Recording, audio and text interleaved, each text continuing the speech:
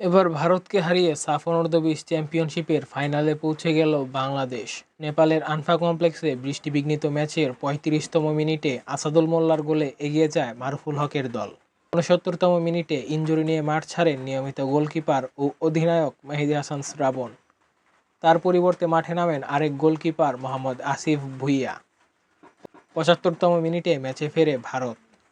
শেষ পর্যন্ত এক গোলেই অমীমাংসিত অবস্থায় শেষ হয় রেগুলেশন টাইমের খেলা। ম্যাচ গড়ায় ট্রাইব্রেকারে।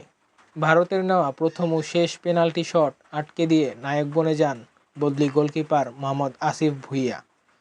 ট্রাইব্রেকারে ডিফেন্ডিং চ্যাম্পিয়ন ভারতকে ৪-৩ গোলে হারিয়ে ফাইনালে পৌঁছে গেল বাংলাদেশ। আগামী ২৮ আগস্ট ফাইনালে স্বাগতিক নেপালের বিপক্ষে মাঠে নামবে লাল সবুজ বাহিনী।